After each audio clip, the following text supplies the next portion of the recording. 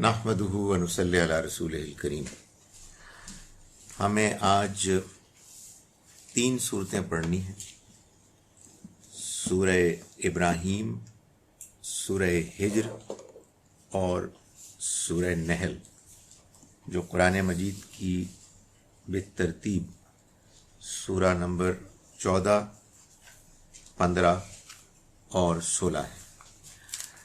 سورہ ابراہیم اور سورہ ہجر یہ دونوں جوڑا صورتیں ہیں، اور سورہ نحل سورہ بنی اسرائیل کی جوڑا سورہ ہے، جو کہ ہم انشاءاللہ کل پڑھیں گے۔ ان صورتوں میں بھی مضمون اصل میں وہی ہے جو اس گروپ کا مضمون ہے، یعنی قریش کے لوگوں کو اللہ کی طرف سے وارننگ، خبردار کرنا کہ اگر ان کا یہ رویہ اسی طرح سے جاری رہا تو اللہ کی طرف سے ان پر پکڑ آ جائے گی، اور ساتھ ہی ساتھ نبی اکرم صلی اللہ علیہ وسلم اور آپ کے ساتھیوں کو یہ خوشخبری کہ اللہ کا انعام اور اللہ کی طرف سے ان لوگوں کے لیے کامیابی اب آیا ہی چاہتی ہے۔ اس میں اصل میں جو خطاب ہے وہ تو قریش کے لوگوں سے ہے، لیکن گاہے بگاہے اہل ایمان کو بھی اللہ نے خطاب کیا ہے، اور ہم یہ دیکھیں گے کہ کہیں کہیں یہودیوں سے بھی خطاب ہے کہ جو اب اپنی مخالفت میں زیادہ کھل کے سامنے آ گئے تھے، اور وہ قریش مکہ کو سپورٹ کرتے تھے، ان کو انکریج کرتے تھے، ان کو آرگومنٹس فراہم کرتے تھے، تو ان کا ذکر بھی ہم اس میں دیکھیں گے۔ میں نے آپ کو بتایا کہ قرآن مجید کی صورتوں کی ترتیب میں اللہ تعالیٰ نے اس بات کو ملحوظ رکھا ہے کہ حضور کی دعوت کے جو 6 مراحل ہیں وہ ایک ترتیب کے ساتھ ان صورتوں میں آپ کو نظر آئیں۔ بعض گروپس میں سارے مراحل اور بعض گروپس میں چند مراحل، یعنی انذار و وارننگ، انذار عام، سب کو وارننگ، اتمام حجت، بات کا آخری حد تک واضح ہو جانا، ہجرت و برات، یعنی اس قوم سے یعنی برات کا اعلان کہ ہمارا کوئی تعلق نہیں، کہ جن پر اللہ نے اس پیغام کو بھیجا، اور پھر ہجرت کا فیصلہ، اور پھر مدنی صورتوں میں تزکیہ، پاکیزگی اور تطہیر، ان کو ریفارم کیا گیا، اور آخر میں عذاب کو اللہ تعالیٰ نے بیان فرمایا۔ سورہ ابراہیم کا آغاز ہوتا ہے اعوذ باللہ من الشیطان الرجیم، بسم اللہ الرحمن الرحیم، الف لام را۔ یہ سورہ الف لام را ہے۔ میں یہ بتا چکا ہوں کہ یہ حروف مقطعات در حقیقت صورتوں کے نام ہیں، اور ان کے ڈیفینٹ مضمون ہوتے ہیں، مطالب ہوتے ہیں کہ جو آگے کے مضمون سے متعلق ہوتے ہیں، ان کے ساتھ جڑے ہوئے ہوتے ہیں۔ فرمایا کہ کتاب انزلناہ الیک، یہ کتاب ہے کہ جو ہم نے آپ کی طرف اتاری ہے، اس لیے کہ آپ لوگوں کو اندھیروں سے نکال کر روشنی میں لائیں۔ یعنی اس کتاب کا مقصد یہی ہے کہ آپ لوگوں کو گمراہی کے اندھیروں سے نکالیں اور ہدایت کی روشنی کی طرف لے آئیں، بِإِذْنِ رَبِّهِمْ، اپنے رب کے اذن سے، اس کی سینکشن سے، ایک ایسے راستے کی طرف کہ جو صراط العزیز الحمید ہے، اس ذات کا راستہ ہے کہ جو زبردست ہے، جو تعریف کیا گیا ہے۔ یعنی یہ راستہ وہ راستہ ہے کہ جس کو اختیار کر کے ہم اللہ کو پاتے ہیں، اللہ کا قرب حاصل کرتے ہیں۔ اللہ کون ہے؟ اللہ وہ ہے کہ جو زبردست ہے اور جس کی تعریف خود ہوئی ہے، یعنی اس کو کسی اور کی تعریف کی ضرورت نہیں۔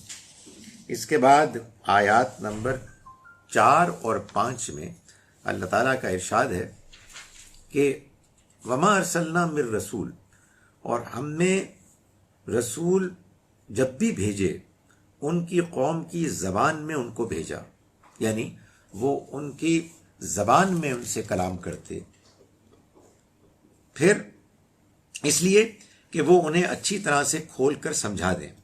پھر اللہ جس کو چاہتا ہے گمراہ کر دیتا ہے، یعنی اپنے قانون کے مطابق جو اللہ نے ہدایت اور گمراہی کے لیے قانون دستور طے کیا ہوا ہے، اور جس کو چاہتا ہے ہدایت دیتا ہے۔ وہ زبردست ہے، بڑی حکمت والا ہے۔ یعنی اللہ تعالیٰ کے فیصلے میں کوئی رکاوٹ نہیں بن سکتا، لیکن اللہ کا ہر فیصلہ حکمت کے مطابق ہوتا ہے، اس میں وزڈم ہوتی ہے، وہ فیصلہ کبھی غلط نہیں ہوتا۔ اس کے بعد اللہ تعالیٰ نے بیان فرمایا آیات نمبر 6 اور 7 میں، وَإِذْ قَالَ مُوسَىٰ لِقَوْمِهِ، یاد کرو جب موسیٰ نے اپنی قوم سے کہا کہ اپنے اوپر اللہ کی اس نعمت کو یاد کرو جب اس نے تمہیں فرعون والوں سے چھڑایا، جو تمہیں سخت عذاب دیتے تھے۔ وہ تمہارے بیٹوں کو ذبح کر دیتے تھے اور تمہاری عورتوں کو زندہ رکھتے تھے۔ تمہارے رب کی طرف سے اس میں تمہارے لیے بڑی آزمائش تھی۔ اور یاد کرو جب تمہارے رب نے خبردار کر دیا کہ اگر تم شکر کرو گے وَلَئِن شَكَرْتُمْ، تو میں تم کو اور زیادہ دوں گا، اور اگر ناشکری کرو گے تو میری سزا بھی بڑی سخت ہے۔ یعنی یہ بات موسیٰ علیہ السلام نے اپنی قوم سے فرمائی، اور یہی بات ہے کہ جو اللہ کے ہاں اصول ہے، انفرادی لحاظ سے بھی اور اجتماعی لحاظ سے بھی۔ انسان اگر اللہ کی شکر گزاری کرے گا تو اللہ کے ہاں سے مزید پائے گا، اور اگر وہ ناشکری کرے گا تو پھر اللہ کی پکڑ بڑی سخت ہے، پھر انسان اس کی پکڑ سے بچ نہیں سکے گا۔ اس کے بعد اللہ تعالیٰ نے آیت نمبر 18 میں یہ بات واضح فرمائی کہ یہ جو انسان اعمال کرتا ہے، یعنی خاص طور پر نیکی کے اعمال، معلوم ہوتا ہے کہ اصل عمل تو نیکی کا عمل ہی ہوتا ہے، اچھا عمل۔ برائی کا عمل تو اصل میں ایک نیگیٹو ویلیو ہے، وہ تو اصل میں انسان کی کہ کردار، اس کے اندر کی خوبی کو بگاڑنے کے لیے آتا ہے۔ تو فرمایا کہ مثال ان لوگوں کی کہ جنہوں نے جان بوجھ کر انکار کیا اپنے رب کا، اس کے پیغام کا، یعنی ان کے اعمال کی مثال اس راکھ کی سی ہے جس پر آندھی کے دن تیز ہوا چل جائے۔ انہوں نے جو کچھ کیا ہوگا اس میں سے کچھ بھی نہ پا سکیں گے، یہی دور کی گمراہی ہے۔ یہ بات قرآن مجید میں بار بار بیان ہوئی ہے، اس کو سمجھ لینا چاہیے۔ آپ نے عام طور پر سنا ہوگا کہ لوگ کہتے ہیں کہ وہ لوگ کہ جو کافر ہیں ان کی نیکیاں کام نہیں آئیں گی، انہیں اسی دنیا میں کچھ دے دلا کے فارغ کر دیا جائے گا۔ اور ہمارے ہاں چونکہ یہ بات مشہور ہے کہ کافر سے مراد غیر مسلم ہے، اس لیے تمام غیر مسلموں کی نیکیوں کے بارے میں لوگ یہی کہتے ہیں کہ ان کو یہاں ہی ان کا اجر مل جائے گا، وہاں وہ جہنم میں روسٹ ہوں گے۔ باقی رہے پیارے مسلمان، چونکہ انہوں نے کلمہ پڑھا ہوا ہے، وہ جو مرضی دھاندلی کریں گے، جو فراڈ کریں گے، جو زیادتی کریں گے، وہ انشاءاللہ چونکہ انہوں نے کلمہ پڑھا ہوا ہے اس لیے وہ اللہ کے یہاں کامیاب ہوں گے۔ خدا کے یہاں کوئی دھاندلی نہیں، خدا کے یہاں کوئی ناانصافی نہیں، خدا کے ہاں جو فیصلہ ہے وہ پیور میرٹ پر ہوتا ہے۔ جب اللہ تعالیٰ یہ فرماتے ہیں کہ وہ لوگ کہ جنہوں نے کفر کیا، تو اس سے مراد یہ ہوتا ہے کہ جنہوں نے سچ بات کو جان لینے کے باوجود اس پر اصرار کیا، ضد کی کہ ہم نے اس کو نہیں ماننا۔ یہی بات ہے کہ جو ہر برائی کے معاملے میں ہے، یعنی ایک آدمی کسی کے ساتھ زیادتی کرتا ہے، ظلم کرتا ہے، اس کو بڑا موقع ہوتا ہے زندگی میں کہ وہ اللہ سے معافی مانگے، لیکن اگر وہ اڑ جاتا ہے تو وہ اڑ گیا تو اس نے اپنے آپ کو برباد کر دیا، اس نے کفر کیا، اس نے ناشکری کی، اس نے ظلم کیا، اس کی کوئی نیکی اس کے کام نہیں آئے گی۔ یعنی یہ کوئی مذاق ہے کہ آدمی کسی یتیم کا مال کھا لے اور کھانے کے بعد ہڑپ کر کے اسے کوئی مسئلہ ہی پیدا نہ ہو، اس کے اندر کوئی شرمندگی نہ ہو، وہ اس کو جسٹیفائی کرے، ظلم پر ظلم کرے، اور ساتھ وہ عمرے کرے، نمازیں پڑھے، کچھ نہیں ہوگا۔ تو یہی بات ہے کہ جس کو اللہ تعالیٰ بیان کرتے ہیں ان لوگوں کے بارے میں کہ جن کے پاس خدا تعالیٰ کا پیغام برحق آ گیا، ان کو نظر آ گیا کہ یہ اللہ کا پیغام ہے، لیکن انہوں نے کہا ہم نہیں مانتے، اور وہ اس ضد پر اڑ جاتے ہیں۔ تو اللہ تعالیٰ نے فرمایا کہ پھر ان کی مثال، ان کے نیکی کے اعمال کی مثال اصل میں اس راکھ کی طرح کی ہے کہ جو تیز آندھی آئے، ہوا چلے، اس کو اڑا کے لے جائے، کچھ بھی نہیں بچے گا۔ تو یہ اللہ تعالیٰ کے ہاں وہ قانون ہے کہ جو ان لوگوں کے بارے میں وہ اپلائی کرے گا کہ جو لوگ اس دنیا میں دھاندلیاں کرتے ہیں اس پہ اڑ جاتے ہیں، لیکن ساتھ ہی ساتھ وہ سمجھتے ہیں کہ وہ نیکیاں بھی کر رہے ہیں تو ان کی دھاندلیاں اس سے پاک صاف ہو جائیں گی۔ آیت نمبر 22 میں اللہ تعالیٰ نے ایک اور امپورٹنٹ غلط فہمی کو واضح فرمایا ہے، اور وہ غلط فہمی ہے شیطان سے متعلق۔ فرمایا کہ وقال الشیطان لما قضی الامر، اور شیطان کہے گا جب فیصلہ ہو جائے گا، یعنی جب تمام چیزیں طے ہو جائیں گی آخرت کے دن، وہ کہے گا کہ اللہ نے تم سے وعدہ کیا تھا سچا وعدہ، اور میں نے بھی تم سے وعدہ کیا تھا، تو میں نے اس کی خلاف ورزی کی، اور مجھے تمہارے اوپر کوئی اختیار حاصل نہیں تھا سوائے اس کے کہ میں نے تم کو دعوت دی برائی کی تو تم نے اس کو قبول کر لیا۔ تو دیکھو آج مجھ کو تم ملامت نہ کرو، بلکہ اپنے آپ کو ملامت کرو۔ نہ تم آج مجھ کو بچانے کے لیے آ سکتے ہو، اور نہ میں تمہارا مددگار بن سکتا ہوں۔ میں نے انکار کیا اس سے کہ جو تم نے شریک ٹھہرایا مجھ کو اس سے پہلے، یقیناً یہ ظالم سارے کے سارے ان کے لیے دردناک عذاب ہوگا۔ یعنی شیطان آپ کو زبردستی برائی کی طرف نہیں دھکیلتا، وہ جو کچھ کرتا ہے وہ صرف آپ کے اندر کے خیالات ہیں کہ جن میں وہ برائی کو اٹریکٹیو بنا کے پیش کرتا ہے، آپ کو برائی سجیسٹ کرتا ہے۔ اگر انسان خود اپنی آزادانہ مرضی سے اس برائی کو اختیار کرتا ہے تو وہ کسی اور کو بلیم نہیں کر سکتا، سارا بلیم انسان کا اپنا ہے۔ اس کو بیان کرنے کے بعد اللہ تعالیٰ نے آگے آیت نمبر 24 سے آنورڈز یہ واضح فرمایا کہ یہ بھی جان لینا چاہیے کہ انسان کا جو کردار ہے، ایک تو اس کا ظاہر ہے اور ایک اس کا باطن ہے۔ جو کردار کا باطن ہوتا ہے وہ اصل میں اس کی انڈرسٹینڈنگ، اس کی آئیڈیالوجی، اس کی سوچ، یعنی اس کا کلمہ ہوتا ہے، پاکیزہ کلمہ۔ اللہ تعالیٰ نے فرمایا کہ کیا تم نے دیکھا نہیں کہ اللہ نے پاکیزہ کلمہ طیبہ کی مثال کس طرح بیان فرمائی؟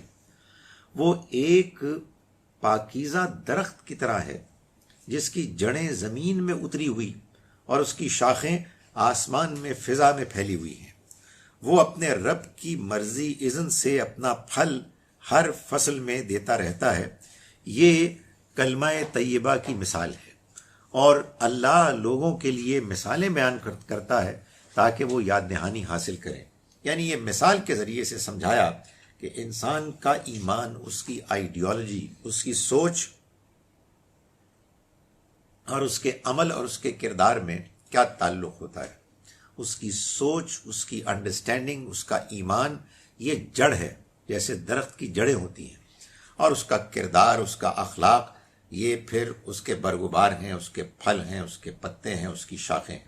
ان دونوں میں گہرا تعلق ہے، یہ لازم و ملزوم ہے۔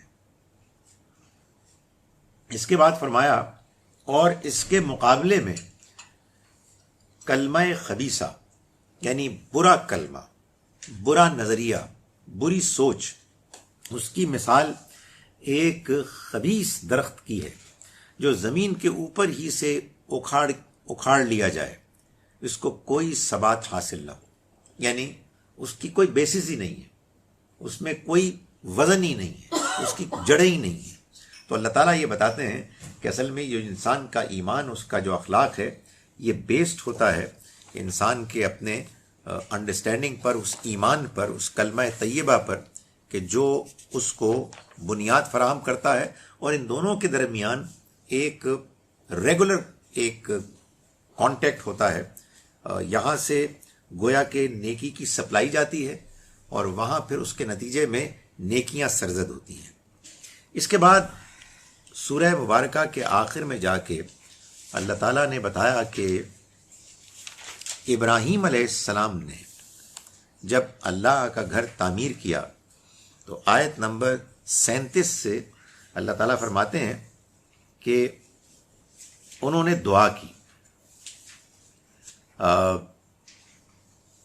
فرمایا کہ ربنا انی اسکنتو، انہوں نے دعا کی کہ اے پروردگار میں اپنی اولاد میں سے کچھ کو تیرے محترم گھر کے پاس ایک بن کھیتی کی وادی میں لا بسایا ہوں، پروردگار اس لیے کہ وہ اس گھر میں نماز کا اہتمام کریں، سو تو لوگوں کے دل ان کی طرف مائل کر دے اور انہیں پھلوں کی روزی عطا فرما، اس لیے کہ وہ تیرا شکر ادا کریں۔ اے میرے رب، اے ہمارے رب، تو جانتا ہے جو کچھ ہم چھپاتے ہیں اور جو کچھ ہم ظاہر کرتے ہیں، اور حقیقت یہ ہے کہ اللہ سے کچھ بھی چھپا ہوا نہیں، نہ زمین میں اور نہ آسمان میں۔ اللہ کا شکر ہے جس نے مجھے، یعنی ابراہیم علیہ السلام دعا کر رہے ہیں، جس نے مجھے اس بڑھاپے میں اسماعیل اور اسحاق عطا فرمائے۔ اس میں کچھ شک نہیں کہ میرا رب دعا کا سننے والا ہے۔ اسماعیل علیہ السلام کی پیدائش کے لیے دعا کی تھی، اس کے بعد اسحاق علیہ السلام بھی اللہ تعالیٰ نے ان کو عطا فرمائے۔ اے ہمارے رب، ہمیں نماز کا اہتمام کرنے والا بنا، مجھے نماز کا اہتمام کرنے والا بنا، اور میری اولاد میں سے بھی جنہیں میں یہاں بسا رہا ہوں۔ ہمارے رب، اور میری یہ دعا قبول فرما۔ پروردگار تو مجھ کو بخش دے اور میرے والدین کو بھی اور سب ایمان والوں کو بخش دے اس دن جب کہ حساب قائم ہوگا۔ یہ وہی دعا ہے جو آپ عام طور پر نماز میں کرتے ہیں۔ رب اجعلنی مقیم الصلاۃ ومن ذریتی ربنا وتقبل دعا ربنا اغفر لی ولوالدی وللمؤمنین یوم یقوم الحساب۔ یہ دعا یعنی ایسا نہیں ہے کہ ہم کو یہ بتایا گیا ہے کہ نبی صلی اللہ علیہ وسلم اس کو نماز میں باقاعدگی سے کرتے تھے۔ اگر میں غلط نہیں تو شاید کہیں بھی اس طرح کی کوئی حدیث نہیں ہے، مگر اس میں کوئی حرج بھی نہیں ہے۔ جو اصل بات بتانے کی ہے وہ یہ ہے کہ آپ جب نماز میں قعدے میں تشہد میں بیٹھتے ہیں تو آپ کوئی دعا بھی کر سکتے ہیں، اور آپ کو دعائیں بدل بدل کے کرنی چاہیے، اور اپنی دعائیں بھی کرنی چاہیے، اور اپنی زبان میں بھی کرنی چاہیے۔ یہ موقع ہے جب اللہ سے بات کریں، آپ مانگیں جو آپ کو مانگنا ہے۔ تو یہ ان دعاؤں میں سے ایک دعا ہے جو قرآن مجید میں بھی آ گئی ہے۔ اس مقام کو بیان کرنے سے میرے پیش نظر مقصد ایک اور بھی ہے، وہ یہ ہے کہ اس پیسج میں اللہ تعالیٰ یہ بتا رہے ہیں کہ جب اللہ کا گھر بن گیا، اسماعیل علیہ السلام کے ساتھ مل کر حضرت ابراہیم علیہ السلام نے گھر بنایا، اس موقع پر انہوں نے ہاتھ اٹھایا اور اللہ سے دعا کی کہ میں اپنی اب اس اولاد کو یہاں چھوڑ کے جا رہا ہوں، تو ان کا خیال رکھیو، تو رزق فراہم کیجیو، ان کو لوگوں کو ان کی طرف متوجہ کیجیو، تاکہ یہ یہاں رہ رہے ہیں۔ یہ وادی بالکل بنجر، یہ ڈیزرٹ ہے، یہ اس میں کوئی کھیتی نہیں ہو سکتی، اس لیے تو ہی اپنی مہربانی فرمائے گا تو ان کی ضرورتیں پوری ہو گئیں۔ اس شاندار دعا کے اندر اس کی گنجائش کہاں باقی رہ گئی کہ وہ 14-15 سال پہلے اپنی جوان بیوی کو ایک شیر خوار چند ہفتوں کے بچے کو چھوڑ کے گئے ہوئے تھے، اور کوئی بھی نہیں تھا، اور وہ ایڑیاں رگڑ رہے تھے، اور اچانک زمزم نکل آیا۔ تو اللہ تعالیٰ کو اس موقع پہ پوچھنا چاہیے تھا ابراہیم علیہ السلام سے، ابراہیم یہ اب دعا کرنے کی کیا ضرورت ہے، پچھلے 14 سال تم کر رہے تھے۔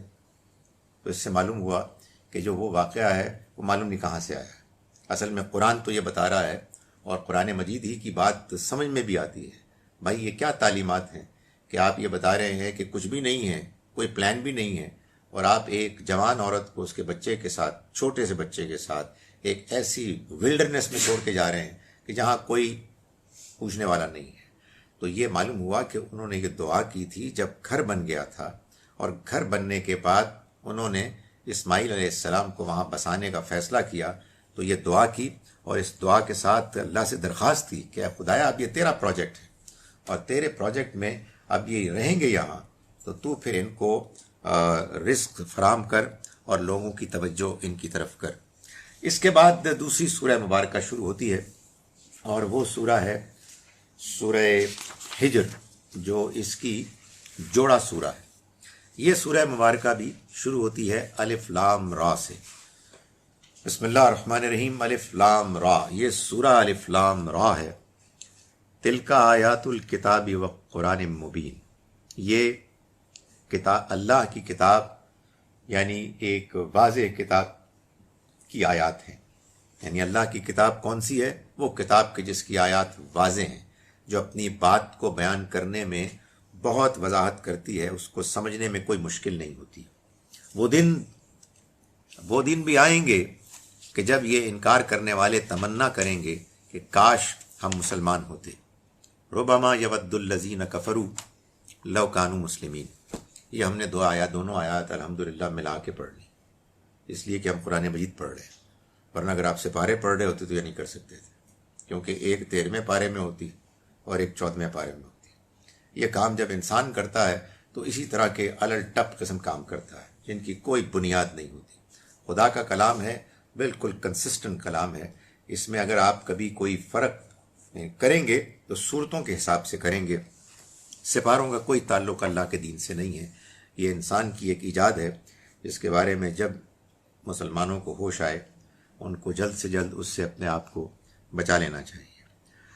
اس سورہ مبارکہ میں آگے چل کے اللہ تعالیٰ بتا رہے ہیں آیات نمبر 28 سے آن ورڈز کہ یہ انسان اس دنیا میں جب آیا تو اس کے بالکل ابتدا ہی سے ابلیس کے ساتھ ایک کشمکش تھی اور اس کے فریب میں پھر لوگ مبتلا ہو جاتے ہیں. فرمایا کہ یہ لوگ بھی جو انکار کرنے والے ہیں یہ ابلیس کے فریب میں آئے ہوئے ہیں.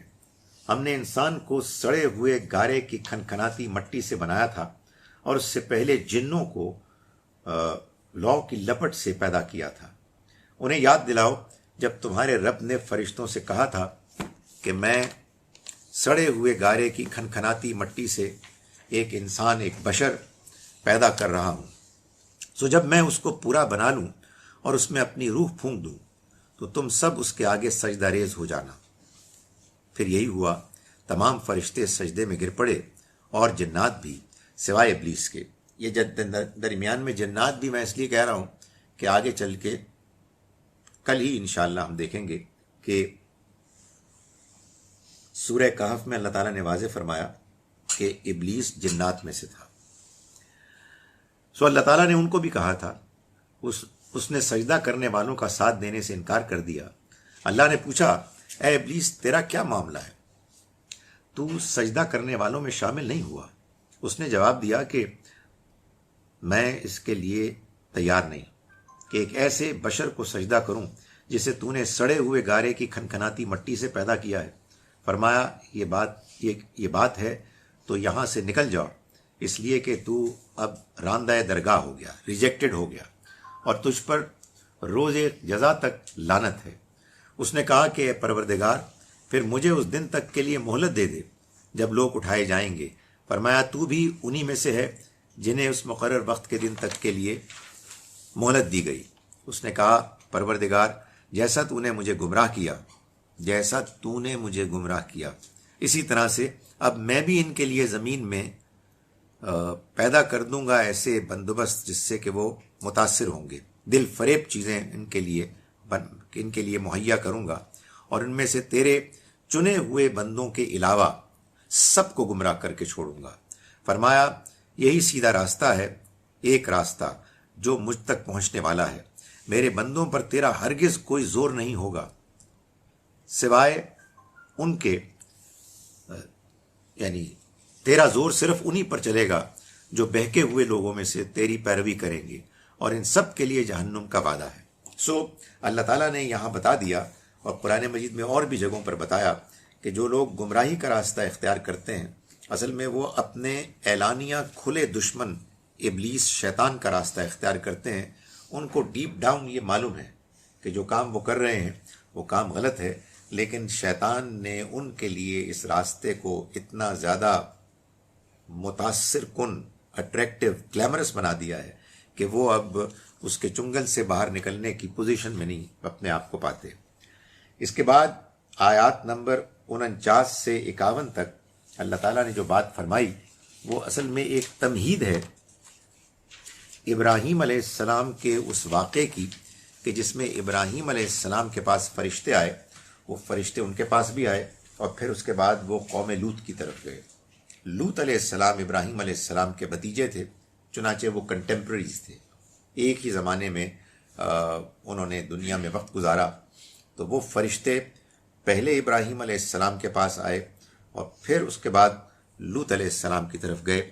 فرمایا نبئ عبادی انی انا الغفور الرحیم، اے پیغمبر آپ میرے بندوں کو بتا دو کہ میں بڑا ہی بخشنے والا ہوں. وَأَنَّ عَذَابِي هُوَ الْعَذَابُ الْأَلِيمُ، اور یہ کہ میرا عذاب بھی بڑا ہی دردناک ہے۔ وَنَبِّئْهُمْ عَنْ ضَيْفِ ابراہیم، اور ان کو ابراہیم کے مہمانوں کا قصہ سنا۔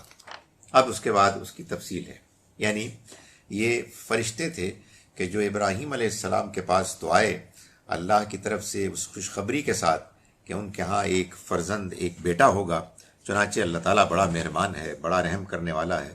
لیکن پھر وہی فرشتے تھے کہ جو جب لوط علیہ السلام کی قوم کے پاس گئے تو انہوں نے ان کے اوپر عذاب نازل کیا، تو فرمایا کہ هو العذاب، اس کا جو عذاب، میرا جو عذاب ہے وہ بھی دردناک عذاب ہے۔ یہ دونوں ہی پہلو ہیں اللہ تعالیٰ کی ذات کے، وہ اپنے بندوں پر مہربان ہیں، مگر وہ بندے کہ جو اس کی مہربانی کو پانے کے لیے کوشش نہیں کرتے اور اس سے اپنے آپ کو دور رکھتے ہیں، تو پھر اللہ تعالیٰ کی طرف سے اس کی مہربانی ان کے لیے پھر روک دی جاتی ہے۔ اس کے بعد آخر میں اللہ تعالیٰ فرما رہے ہیں آیات نمبر 85 سے 88 تک ایک اور مضمون بیان کر رہے ہیں جس کا تعلق قرآن مجید ہی سے ہے۔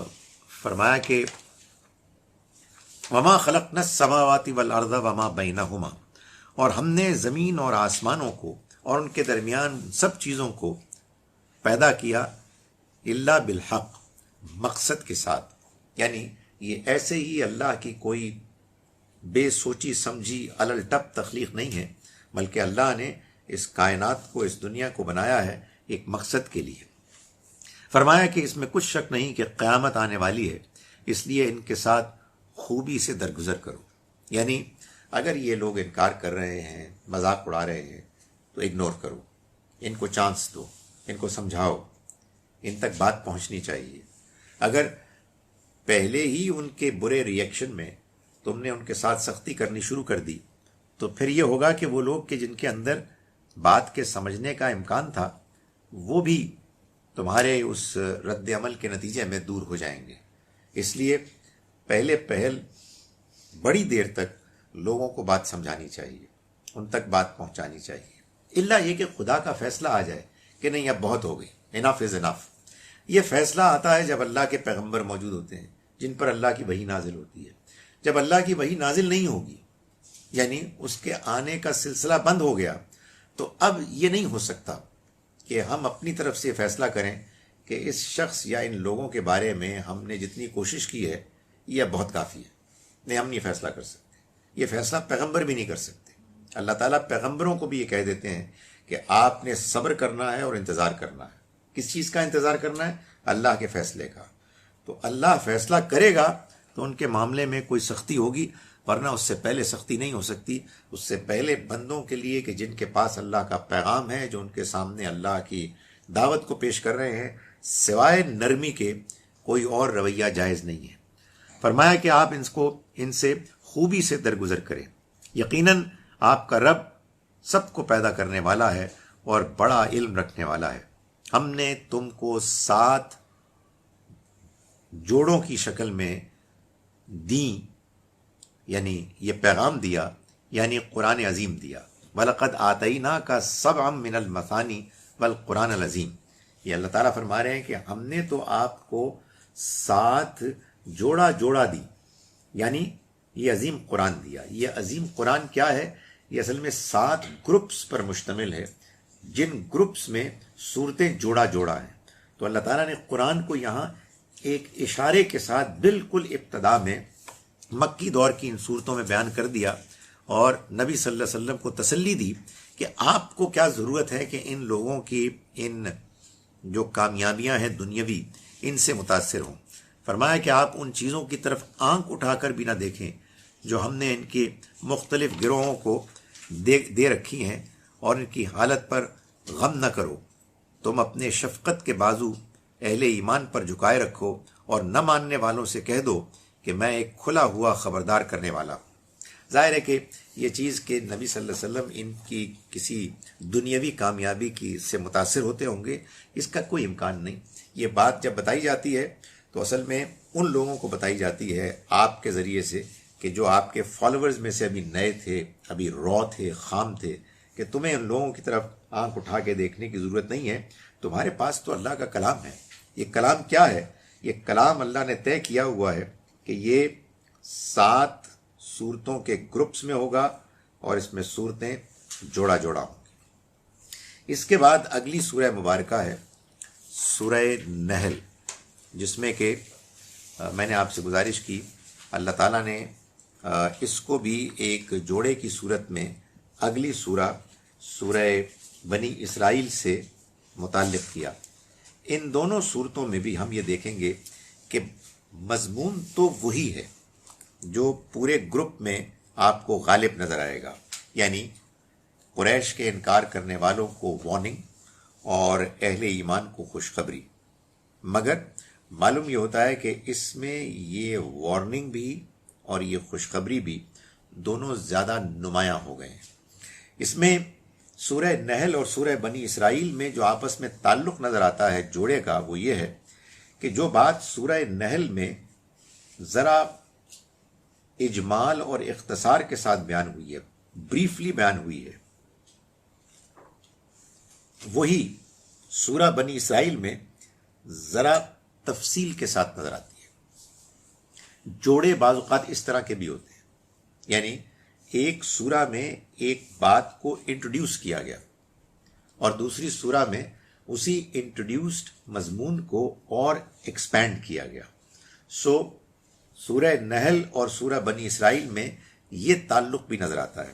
مثال کے طور پر ہم یہ دیکھیں گے کہ دونوں صورتوں میں ہجرت کی طرف اشارہ ہے، سورہ نحل میں ذرا سٹل طریقے سے، سورہ بنی اسرائیل میں زیادہ نمایاں طریقے سے۔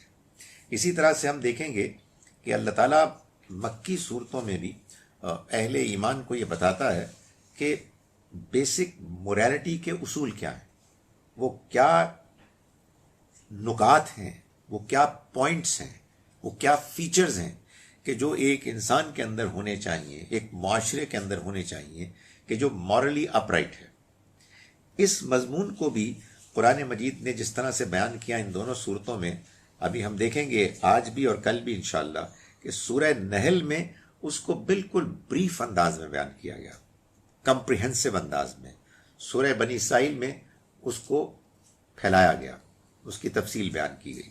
اسی طرح سے یہ بھی نظر آئیں گی ان دونوں صورتوں میں جو ریلیشن شپ، کہ سورہ نحل میں اللہ تعالیٰ نے یہودیوں کا ذکر کیا ذرا بالواسطہ انڈائریکٹ طریقے سے، سورہ بنی اسرائیل میں وہ بھی زیادہ نمایاں ہو گیا۔ یہ جو ریلیشن شپ ہے دو صورتوں کا جو جوڑا ہوتی ہیں، اس کو جب ایک مرتبہ انسان اس سے انٹروڈیوسڈ ہو جاتا ہے تو اس میں جو ایک فائدہ ہوتا ہے وہ یہ ہوتا ہے کہ آدمی جب ان پر غور کرتا ہے تو غور کرتے ہوئے انسان خود تلاش کرتا ہے بہت سی اور نسبتیں، ریلیشن شپ کے بہت سے اور پہلو، جس کے نتیجے میں آپ کے اندر ان صورتوں کو پڑھنے میں دلچسپی پیدا ہوتی ہے۔ اسی اگر انسان ایک مرتبہ کسی کتاب، کسی ٹیکسٹ میں انوالوڈ ہو جائے اور وہ یہ محسوس کرے کہ اس کے اندر اس میں انوالوڈ ہونے کے جو پہلو ہیں وہ ایک مرتبہ ہی نمایاں نہیں ہوتے، بلکہ بار بار کے پڑھنے سے انسان کے سامنے حقیقتیں اور کھلتی ہیں، تو اس سے آپ کی دلچسپی میں مزید اضافہ ہوتا ہے۔ سورہ نحل کی ابتدا میں آیات ہے 1 تا 9، جس میں اللہ تعالیٰ فرما رہے ہیں بسم اللہ الرحمن الرحیم، اللہ کا فیصلہ ہو چکا ہے سو اس کے لیے جلدی مت مچاؤ، وہ پاک ہے اور بلند ہے ان چیزوں سے جنہیں یہ شریک ٹھہرا رہے ہیں۔ انہیں بتا دیجئے کہ ہر شخص اس کا حقدار نہیں ہوتا کہ اس پر فرشتے اتارے جائیں، وہ اپنے بندوں میں سے جس پر چاہتا ہے اپنے حکم کی وحی کے ساتھ فرشتے اتارتا ہے، اس رہنمائی کے ساتھ کہ لوگوں کو خبردار کر دو کہ میرے سوا تمہارا کوئی معبود نہیں، چنانچہ تم مجھی سے ڈرو۔ اس نے آسمانوں اور زمین کو پیدا کیا ہے ایک مقصد کے لیے برحق، اس کے فیصلوں پر کسی کو کوئی اختیار نہیں، وہ برتر ہے ان چیزوں سے جنہیں یہ شریک ٹھہراتے ہیں۔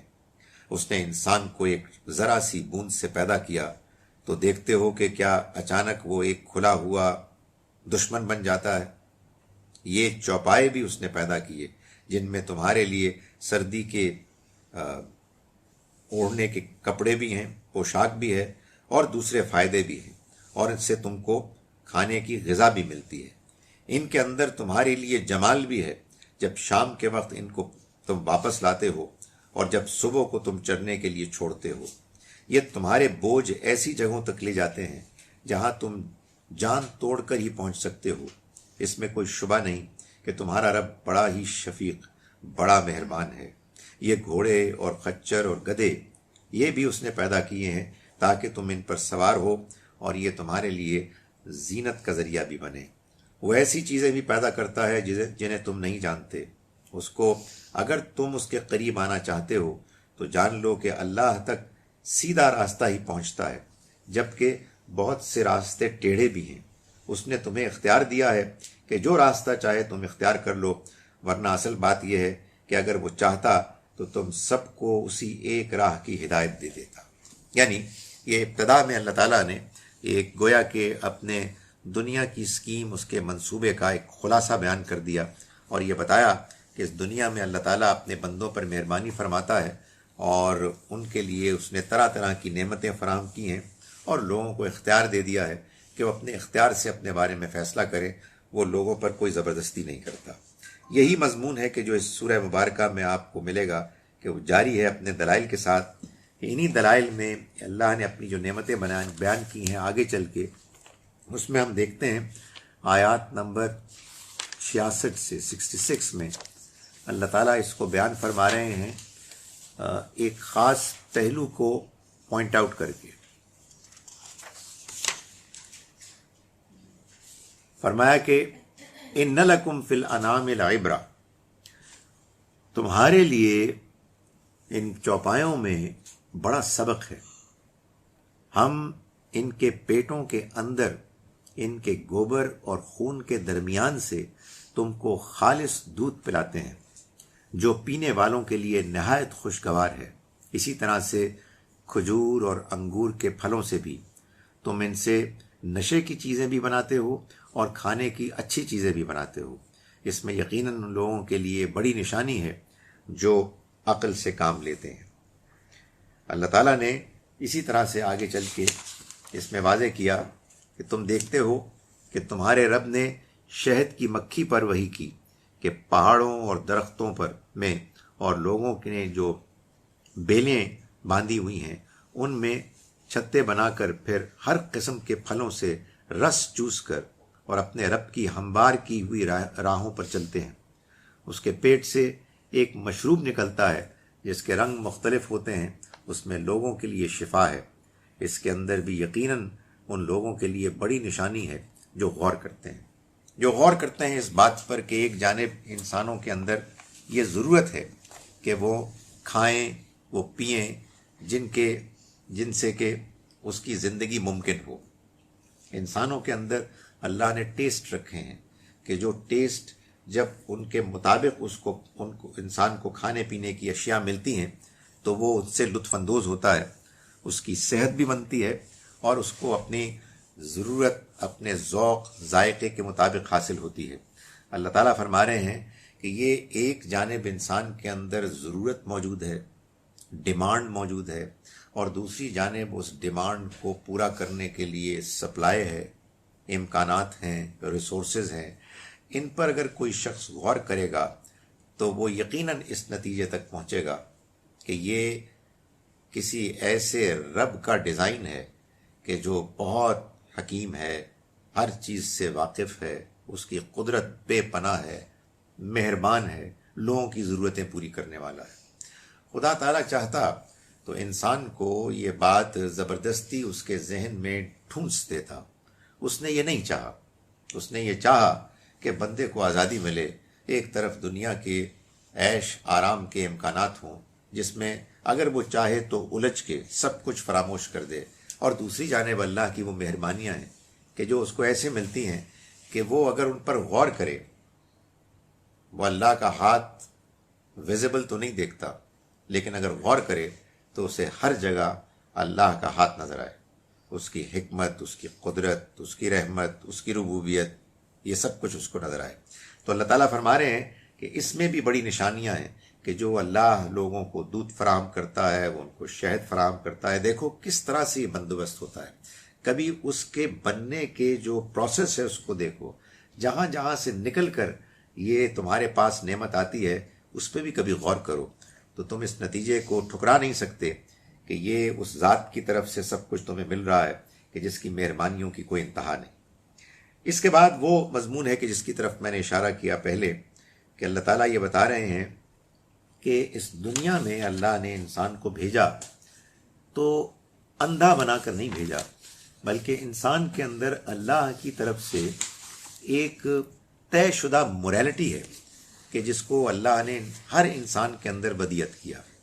یعنی یہ ایک عجیب بات ہے کہ دنیا کے تمام انسان، چاہے وہ کسی زمانے سے تعلق رکھتے ہوں، کسی علاقے سے تعلق رکھتے ہوں، وہ اپنے اندر کچھ واضح ڈوز اور کچھ واضح ڈونٹس لے کر آئے ہیں۔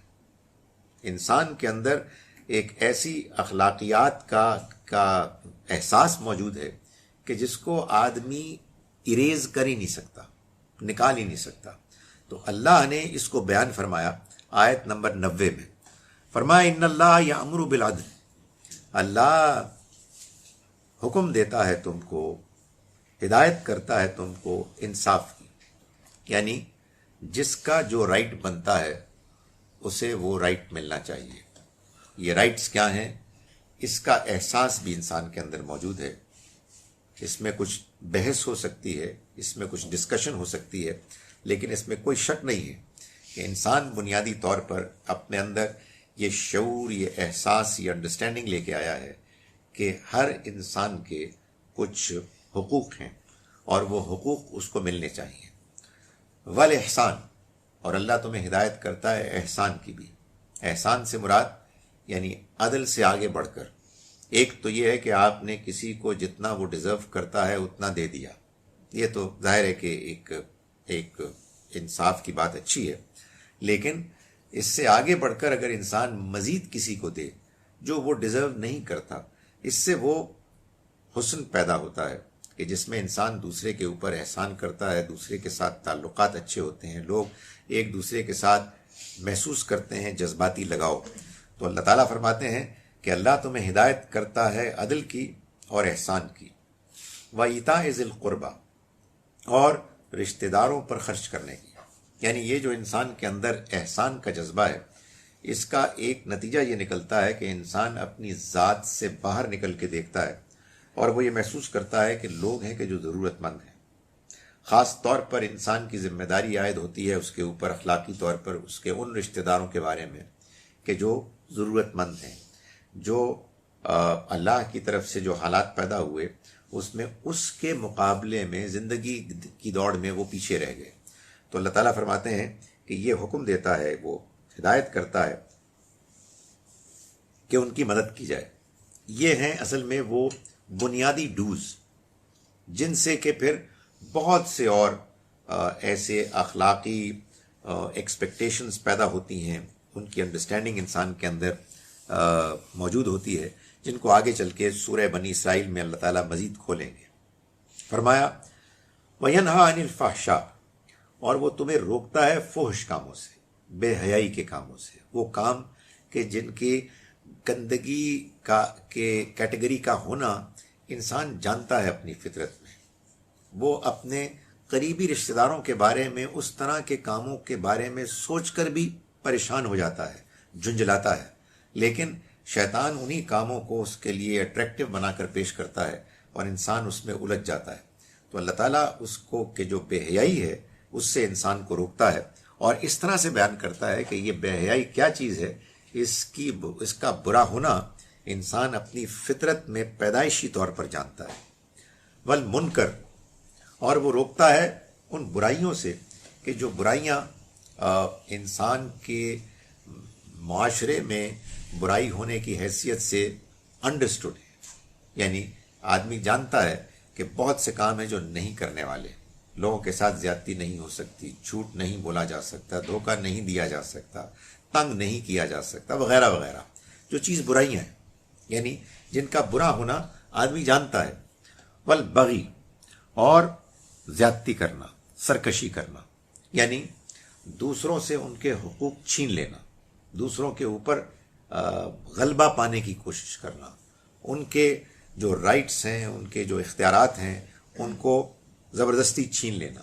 اللہ تعالیٰ فرماتے ہیں یعظکم لعلکم تذکرون، وہ تم کو نصیحت کرتا ہے تاکہ تم یاد دہانی حاصل کرو، یعنی تم اس بات کو جانو کہ یہ تم کو جو سبق دیا جا رہا ہے یہ وہ سبق ہے کہ جو تمہارے اندر پہلے سے موجود ہے، مگر تم اس کو بھلا بیٹھے، تم اس کو نظر انداز کرتے ہو۔ اصل میں یہی قرآن مجید نے اپنے لیے اصل کام طے کیا ہے کہ قرآن لوگوں کو یاد دہانی کراتا ہے۔ کس چیز کی؟ ان حقیقتوں کی جن کو پہلے سے جانتا ہے۔ ہم نے دیکھا سورہ اعراف میں کہ اللہ تعالیٰ نے یہ بتایا کہ ہم اللہ کے ساتھ ایک تعلق لے کر اس دنیا میں آئے ہیں، ہمارا اللہ کے ساتھ ایک تجربہ ہوا، ہم نے اس کو قریب سے پایا روحانی طور پر، اور اس کے اس احساس کو لے کے اس دنیا میں آئے ہیں۔ اور اس دنیا کی آزمائش میں اللہ تعالیٰ اب یہ چاہتا ہے کہ ہم اپنی فطرت، اپنی عقل کو استعمال کر کے اللہ کے اس قرب کو دوبارہ اپنے اندر بیدار کریں۔ بالکل اسی طرح سے معلوم ہوتا ہے کہ اللہ نے انسانوں کے اندر اخلاقیات رکھی ہے، انہیں اس دنیا میں بھیجا ہے اس انڈرسٹینڈنگ، کلیئرٹی اور احساس کے ساتھ کہ بہت سے کام وہ ہیں کہ جو پسندیدہ اور مطلوب ہیں، اور بہت سے کام وہ ہیں کہ جو ناپسندیدہ اور غیر مطلوب ہیں۔ ہم جب ذرا اپنے مذہبی تعصبات سے اوپر اٹھ کے انسانوں کے بارے میں بات کرتے ہیں تو ہم کہتے ہیں کہ دیکھو فلاں آدمی نے کتنا اچھا کام کیا، وہ کیسی انسانوں کی مدد کر رہا ہے، یہ اس نے جو کام کیا اس سے لوگوں کی زندگیاں کتنی آسان ہو گئی۔ اب یہ وہ احساس ہے کہ جس میں ہر آدمی اپریشیٹ کرتا ہے۔ کیوں کرتا ہے اپریشیٹ؟ اس لیے کہ یہ انڈرسٹینڈنگ، یہ اپریسیشن اس کے اندر پہلے سے موجود ہے۔ آدمی کو اپیل کرتی ہیں یہ چیزیں، آدمی کو متاثر کرتی ہیں۔ آپ کسی پازیٹیو چیز کو ہوتے ہوئے دیکھ کے خوش ہوتے ہیں، اور اسی طرح سے اگر ہماری آنکھوں میں تعصب کی پٹی نہیں پڑی ہوئی تو جو برے کام ہوتے ہیں ان کو دیکھ کے آدمی کہتا ہے یہ کتنے گھٹیا کام، اس نے ان کو ستایا ہے، فلاں شخص ان کی زندگی کو تنگ کر رہا ہے، یہ نہیں ہونا چاہیے۔ سو اللہ تعالیٰ نے یہ بتایا کہ یہ سب کچھ اللہ اس لیے تمہیں بتا رہا ہے اپنے کلام میں تاکہ تم نصیحت حاصل کرو، یاد دہانی حاصل کرو، اور تمہارے اندر وہ چیز کہ جو پہلے سے موجود ہے وہ نمایاں ہو جائے۔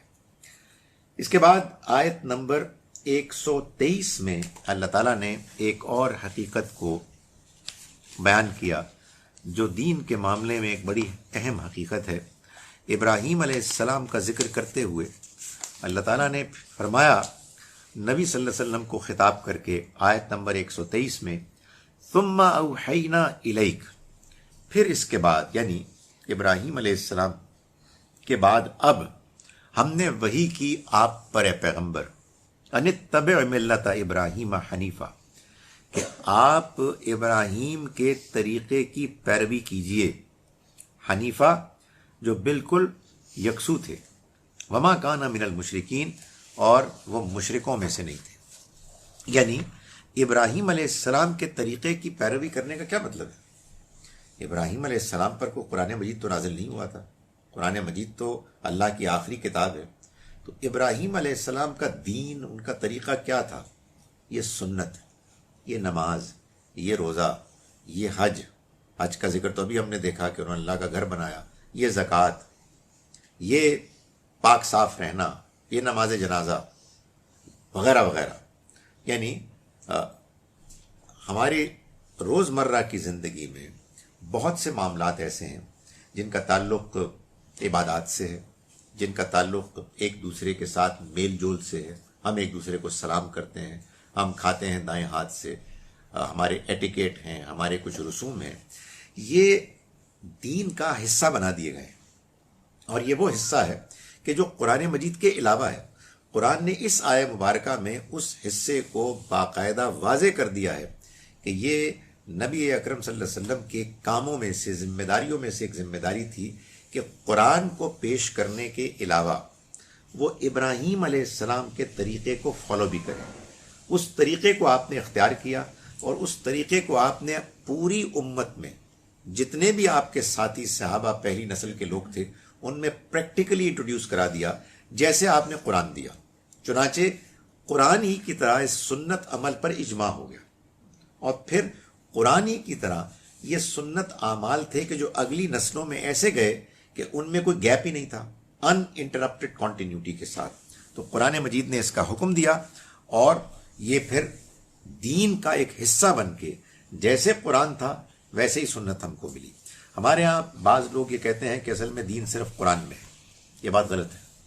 قرآن خود اس بات کا انکار کرتا ہے، اور یہ آیت سب سے زیادہ اس بات کو واضح کرتی ہے کہ نبی صلی اللہ علیہ وسلم کو قرآن مجید نے یہ حکم دیا کہ وہ ابراہیم علیہ السلام کے طریقے کو فالو کریں. وہ طریقہ جو چلا آ رہا تھا، ابراہیم علیہ السلام کا طریقہ ظاہر قرآن تو نہیں ہو سکتا، تو اللہ تعالیٰ نے یہاں اس بات کو بھی واضح فرمایا، اور یہ چیز ہمارے سامنے موجود ہے. میں یہ پہلے بھی بات کر چکا، سوال جواب میں بھی میں نے اس کو واضح کیا کہ لوگ انفارچونیٹلی اس سنت کو حدیث کے کنفیوز کرتے ہیں.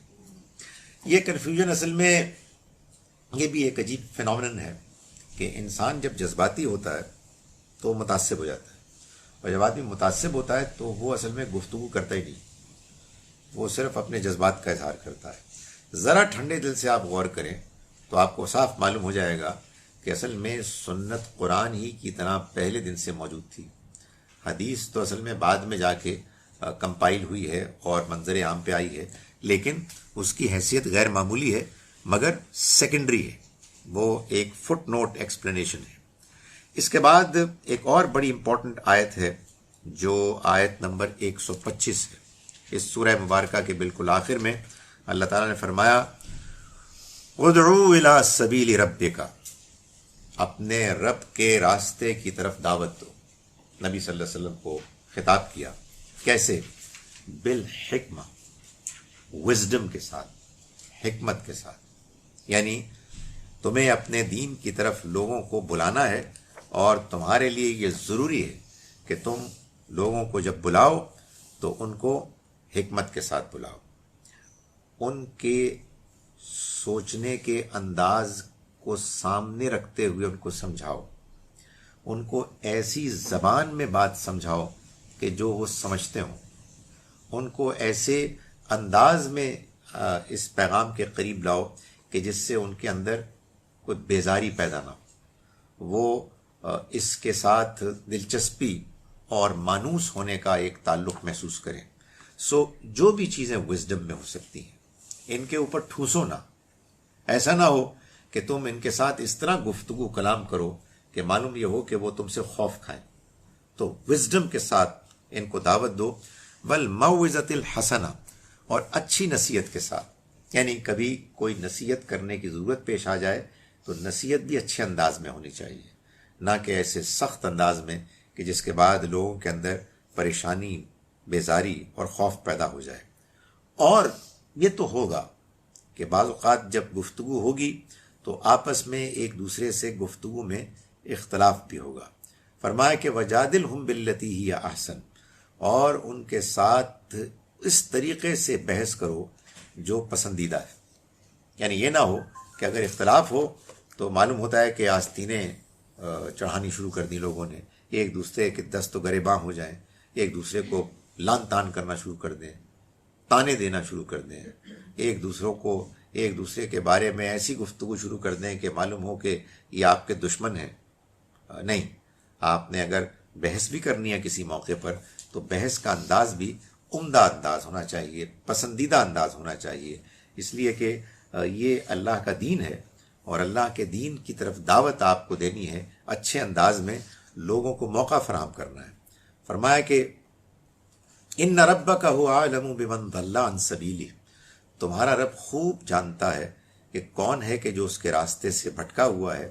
وهو اعلم بالمہتدین، اور وہ خوب جانتا ہے کہ کون ہے کہ جو ہدایت یافتہ ہے. یعنی تمہیں کسی کی گمراہی کا فیصلہ نہیں کرنا. اللہ جانتا ہے کہ کون گمراہ ہے اور کون نہیں ہے، اور اللہ ہی کے علم میں یہ ہو سکتا ہے، اور نہ تم یہ جانتے ہو کہ کون ہدایت پر ہے. یہ اللہ کا فیصلہ ہے. تمہارا کام ہے اللہ کے پیغام کو پیش کرنا، اس کے دین کی طرف دعوت دینا، اور باقی معاملات اللہ کے سپرد کرنا. اگر کہیں کوئی سوال اٹھتا ہے، کوئی بحث ہوتی ہے، اس کو بھی اچھے انداز میں کرو، لیکن کوئی ایسا رویہ اختیار نہ کرو جس سے لوگ تمہارے رویے کے نتیجے میں دین سے دور ہو جائیں۔ اس کے بعد یہ سورہ مبارکہ اپنی اختتام کو پہنچتی ہے، آیات نمبر 126 سے آنورڈز اللہ تعالیٰ فرماتے ہیں کہ وَإِنْ عَاقَبْتُمْ فَعَاقِبُوا بِمِثْلِ مَا عُوقِبْتُمْ بِهِ، اور اگر تم لوگ کسی موقع پر بدلہ لینے کے بارے میں سوچو، تمہیں موقع ملے تو تم بدلہ بھی لو اتنا ہی جتنا تمہارے ساتھ کیا گیا تھا۔ اگر کوئی زیادتی تھی تو اتنا ہی تم بدلہ لے سکتے ہو۔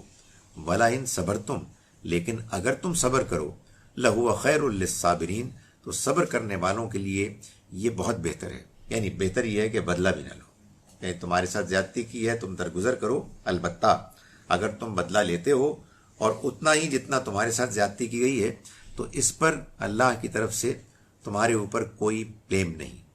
وَاصْبِرْ، اور اے پیغمبر آپ تو صبر ہی کیجئے۔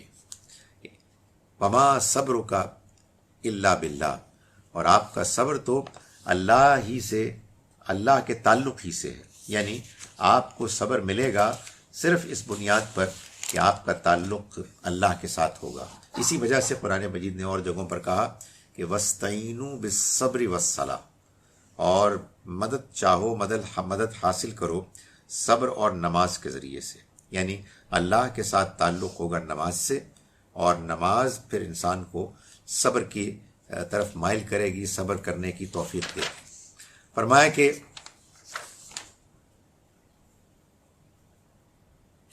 وَلَا تَحْزَنْ عَلَيْهِمْ وَلَا تَكُ فِي ضَيْقٍ مِّمَّا يَمْكُرُونَ، اور تم ان پر غم نہ کرو، اور جو چالیں یہ چل رہے ہیں ان سے تم پریشان نہ ہو، اپنے دل کو تنگ نہ کرو۔ ان اللہ مع الذین اتقوا، اللہ ان لوگوں کے ساتھ ہے کہ جنہوں نے تقوی اختیار کیا، والذین هم محسنون، اور ان لوگوں کے ساتھ ہے کہ جو خوبی سے عمل کرنے والے ہیں۔ اقول قولی ھذا واستغفر اللہ لی ولکم۔ جی، یہ جو آپ نے کہا کہ اللہ تعالیٰ سے ملے تھے تو پہلے ہم نے اللہ تعالیٰ کو تو دیکھا ہوگا؟ نہیں، یہ ضروری نہیں ہے، کیونکہ ہم کو اللہ نے جس وجود کے ساتھ اپنا تجربہ کرایا وہ ان آنکھوں والا وجود تھا ہی نہیں۔ معلوم ہوتا ہے کہ وہ ہماری اصل شخصیت تھی، اس میں اللہ کی موجودگی کا ایک یقینی احساس تھا کہ جو ہمیں ہوا، اور وہ احساس ابھی بھی ہمارے اندر موجود ہے، لیکن اس دنیا میں آنے کے بعد اس دنیا کے کانٹیکسٹ میں وہ گویا کہ بیک گراؤنڈ میں چلا گیا ہے۔ تو انسان اگر اپنی فطرت کو استعمال صحیح رکھتا ہے، اس کو پاکیزہ رکھتا ہے، اپنی عقل کو استعمال کرتا ہے، تو وہ پھر دوبارہ اللہ کی طرف مائل ہوتا ہے، اور اس کا یہ میلان اس کے اندر کے اس احساس کو بھی زندہ کرتا ہے، جس کے نتیجے میں اس کے اندر وہ جذبات پیدا ہوتے ہیں کہ جو جذبات کسی گم شدہ عزیز سے ملنے کے نتیجے میں پیدا ہوتے ہیں بلکہ اس سے بھی زیادہ پیدا ہوتے ہیں۔ تو قرآن نے بتایا کہ یہ اصل میں اس کا نتیجہ ہے۔ سر یہ اس کا بھی ہو سکتا ہے کہ جو انسان کو مٹی سے بنایا یا کھلکتے ہوئے تارے سے بنایا، اور اس کے بعد انسان میں نور پھونکا۔ دیکھیں یہ جو مضمون ہے نا کہ انسان کو وہ مٹی سے بنایا اور کھنکھناتی مٹی سے، گارے سے بنایا، یہ ذرا ابھی وہ سورہ سجدہ آ رہی ہے اس میں بیان کروں گا کہ یہ اصل میں اللہ تعالیٰ وہ مرحلہ بیان کرتے ہیں، جب بیان کرتے ہیں کہ جس مرحلے میں ابھی انسان کی جو تخلیق تھی وہ ایک اور انداز میں ہو رہی تھی۔ یعنی معلوم ہوتا ہے کہ ایک دور وہ تھا کہ جب انسان کے انسان بننے سے پہلے ایک طویل عرصے تک کچھ مخلوقات ایسی بنی کہ جو زمین کے پیٹ سے پیدا ہوتی تھی۔ قرآن نے اس کو بیان کیا کہ وَاللَّهُ أَنبَتَكُم مِّنَ الْأَرْضِ نَبَاتًا، اللہ نے تمہیں اگایا زمین سے جیسے کہ پودے اگتے ہیں۔ ایک اور جگہ فرمایا هُوَ أَنشَأَكُم مِّنَ الْأَرْضِ، اس نے تمہیں زمین سے پیدا کیا۔ سو یہ معلوم ہوتا ہے کہ انسان کے بننے سے، آدم و حوا کے اس دنیا میں آنے سے پہلے کی ایک سٹیج ہے جس کو قرآن بیان کر رہا ہے، لیکن وہ چونکہ ساری بات سورہ سجدہ میں آئے گی اس لیے میں چاہوں گا کہ اس کو میں وہاں بیان کروں۔ تکبر اور فخر میں کیا فرق ہے؟ نور کا اس میں کیا ہے؟ نور اس میں کون کا انسان؟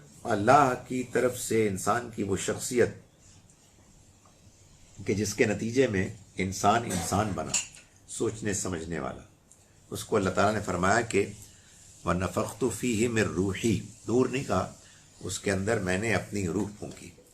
تکبر اور فخر میں کیا فرق ہے؟ دیکھیں یہ تو اردو کے الفاظ بن گئے فخر، بعض اوقات فخر بھی تکبر ہی بن جاتا ہے۔ اصل میں کیا ہے کہ ایک ہے انسان کے اندر کا یہ احساس کہ میں فلاں کام کر سکتا ہوں، میں دوسروں کے مقابلے میں بعض معاملات میں، بہت سے معاملات میں زیادہ پوٹینشل رکھتا ہوں۔ یہ سیلف کانفیڈنس، اس میں کوئی برائی نہیں، بلکہ یہ اچھی چیز ہے، اس لیے کہ اگر آپ سیلف کانفیڈنٹ نہیں ہیں تو آپ پھر آگے نہیں بڑھ سکتے، آپ ایکسل نہیں کر سکتے۔ یہ انسان کے اندر اسپرٹ آف کمپٹیشن اللہ نے رکھی ہے، اور میں اگر اپنے بارے میں کانفیڈنٹ نہیں ہوں گا تو پھر میں پرفارم نہیں کر سکوں گا۔ لیکن یہ ایک چیز ہے، اور دوسری چیز یہ ہے کہ آدمی دوسرے انسانوں کو بحیثیت انسان اپنے سے کمتر سمجھنے لگے، یعنی وہ یہ سمجھے کہ میں اس سے سپیریئر ہوں کیونکہ میرا خاندان سپیریئر ہے، چونکہ میری معاشی حالت بہتر ہے، چونکہ میں اس سے زیادہ بہتر بول سکتا ہوں، میں اس سے زیادہ اچھا نظر آتا ہوں، وغیرہ وغیرہ۔ So as humans we are all equals.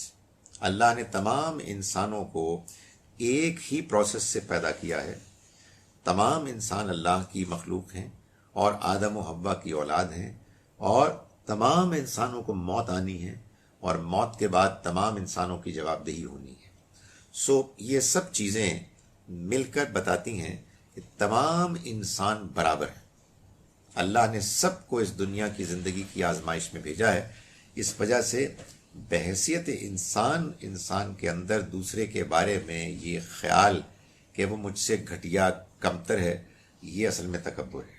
لیکن آپ کے اندر یہ احساس کہ میں بعض معاملات میں بعض دوسروں سے کے مقابلے میں زیادہ بہتر صلاحیت رکھتا ہوں، یہ تکبر نہیں ہے، یہ ایک ویلڈ جائز سیلف کانفیڈنس ہے۔ سر 2-3 کوشچن جی، یہ ایک ایک کر کے۔ اوکے، یہ شہر کی مکھی کو اللہ تعالیٰ نے وہی کیا، تو مجھے وہی تو صرف پیغمبروں کو، تو اس کا وہی کا کچھ اور مطلب بھی ہے؟ یعنی اصل میں دیکھیں بات یہ ہے کہ بعض الفاظ ہوتے ہیں جو الفاظ اپنے ایک زبان میں معنی رکھتے ہیں، پھر وہی الفاظ ہیں کہ جو آگے بڑھ کر اصطلاح بن جاتے ہیں۔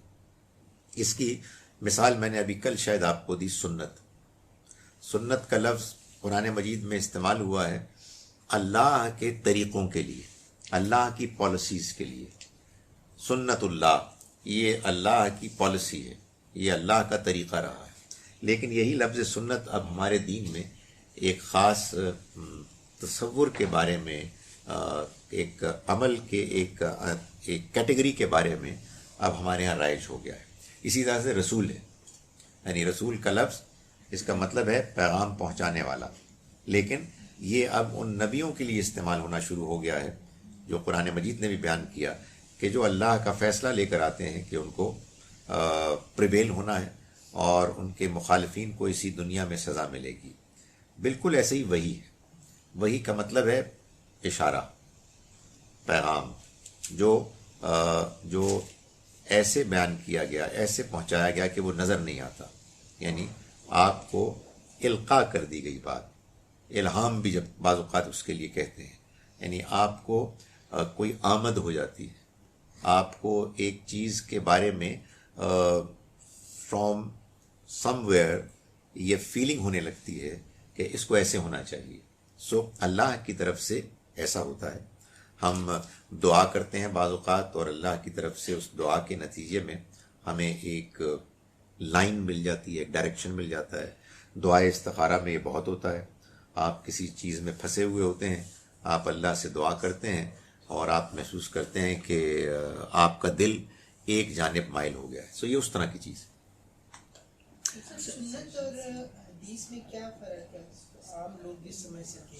نارملی ہم لوگ کرتے رہتے ہیں. سنت اور حدیث میں کیا فرق ہے؟ شاید اس کو اگر میں حدیث کے اینگل سے بیان کروں تو سمجھ میں آ جائے بات. حدیث اصل میں ہر اس بات کو کہا جاتا ہے کہ جو نبی اکرم صلی اللہ علیہ وسلم سے متعلق، آپ سے ریلیونٹ، کسی نے ڈائریکٹلی آبزرو کی. وہ بات کوئی آپ کی اسٹیٹمنٹ بھی ہو سکتی ہے، وہ بات کوئی آپ کا عمل بھی ہو سکتا ہے، کوئی واقعہ بھی ہو سکتا ہے کہ جو آپ کی موجودگی میں ہوا. ظاہر ہے کہ آپ نے ایک بھرپور زندگی گزاری، اعلان نبوت کے بعد آپ نے 22-23 سال گزارے. اب اس سارے عرصے میں لاکھوں لوگوں نے آپ کو آبزرو کیا. ان میں سے بہت سو نے آپ کے بعض ارشادات اور آپ کے بعض اعمال کو نیکسٹ جنریشن کے بعض لوگوں کو بتا دیا. Some thing which was very natural. ظاہر ہے کہ آپ کی جیسی شخصیت اور آپ کی باتیں تو لوگوں نے آگے پہنچائی. Not everybody and not everyone from the next generation knew about it. کچھ نے کچھ کو بتایا اور یہ نیچرل طریقے سے پھر انہوں نے اور آگے پہنچا دیا. سیکنڈ جنریشن سے تھرڈ جنریشن، تھرڈ سے فورتھ جنریشن. تو 3rd سینچری ہجرہ میں جا کر لوگوں کو یہ احساس ہوا کہ اب یہ باتیں ایسے پھیل رہی ہیں کہ ان کے بارے میں انویسٹیگیشن ہونی چاہیے کہ یہ باتیں کتنی ریلائبل ہیں اور ان میں سے کون سی باتیں ہیں کہ جن کے بارے میں کچھ کانفیڈنٹلی کہہ سکیں کہ یہ باتیں واقعی ٹھیک ہیں، حضور نے فرمائی یا نہیں. چنانچہ بہت سے اسکالرز نے پھر یہ کام کیا کہ وہ جو نیریٹرز کی چین تھی جن کے ذریعے سے یہ باتیں پہنچی تھیں ان کو انہوں نے ٹریس کیا، ان پر انہوں نے ریسرچ کی، ان کے بارے میں انہوں نے اپنی اوپینینز فارم کی، ان کے ایکسیپٹنس یا ریجیکشن کے بارے میں کچھ پرنسپلز، کرائیٹیریا طے کیے اور ان کی روشنی میں انہوں نے یہ طے کیا کہ اگر مجھے مثال کے طور پر یہ بات ملی ہے کسی فرد سے، اے سے، کہ نبی صلی اللہ علیہ وسلم نے یہ فرمایا کہ انما الاعمال بالنیات، تو میں یہ اوپینین طے کرتا ہوں، اپنا ایک فیصلہ کرتا ہوں کہ اے از ہی اے ریلائبل پرسن، اور اس کے لیے مختلف کرائیٹیریا رکھے ریلائبلٹی کے. اور پھر اے نے بی سے سنا تھا جو ان سے پہلے کی نسل کے تھے، اور انہوں نے سی سے سنا تھا جو ان سے پہلے کی نسل تھے، اور ان کے بارے میں بھی انہوں نے اوپینین فارم کیے. کہاں سے؟ From the information that was available. یعنی معاشرے میں لوگوں کی اوپینینز تھیں جو چلی آ رہی تھی، اور پھر انہوں نے فائنلی اپنا ورڈکٹ دیا کہ میں ان باتوں کو کنفرم کرتا ہوں کہ یہ باتیں ٹھیک ہیں. چنانچہ امام بخاری نے اپنی کتاب میں لیٹ سے اراؤنڈ رفلی 7,000 اسی طرح کی احادیث بیان کی، اور وہ کہتے ہیں کہ یہ 70,000 میں سے انہوں نے انتخاب کر کے ایک 10% یا اتنا ہی انہوں نے ہمارے سامنے وہ ڈیٹا رکھ دیا کہ ان کے خیال میں یہ انفارمیشن ریلائبل ہے. یہ ہے حدیث. اس میں زندگی، حضور کی زندگی کا بیان ہے، مختلف واقعات بیان ہوئے ہیں، مختلف باتیں بیان ہوئی ہیں. ان میں وہ باتیں بھی ہیں کہ جو آپ کی ذاتی زندگی سے متعلق ہیں، وہ باتیں بھی ہیں کہ جو زمانے کے واقعات کو بیان کر رہی ہیں، وہ باتیں بھی ہیں کہ جو دین سے متعلق ہیں، وہ باتیں بھی ہیں کہ جو آپ نے عمل کیے اور دینی عمل کیے، جن کو اب ہم سنت کہتے ہیں. مگر سنت کیا ہے؟ سنت وہ دینی اعمال ہیں جن کو حضور نے اختیار فرمایا، اور آج ہی ہم نے دیکھا ان کو اختیار فرمایا اللہ کے اس حکم کے مطابق کہ آپ کو یہ کہا گیا کہ آپ ابراہیم کے طریقے دین کی پیروی کریں. سو آپ نے اس کو فالو کرنا شروع کر دیا. آپ نے نماز پڑھی، آپ نے روزہ رکھا، آپ نے زکوٰۃ دی، آپ نے حج کیا، عمرہ کیا، وغیرہ وغیرہ، اور بہت سے اعمال کیے. جمعے کی نماز آپ نے اسٹیبلش کی مدینے میں جا کے، عید کی نمازیں ہوئیں، نماز جنازہ کو آپ نے انٹروڈیوس فرمایا، نکاح کی انسٹیٹیوشن کو آپ نے انٹروڈیوس کیا پہلے سے موجود تھا، اس کو کنٹینیو کیا، اس کے اندر اگر کچھ خرابیاں آ گئی تھیں تو ان کو دور کیا، اور اس ٹریڈیشن کو جاری رکھا۔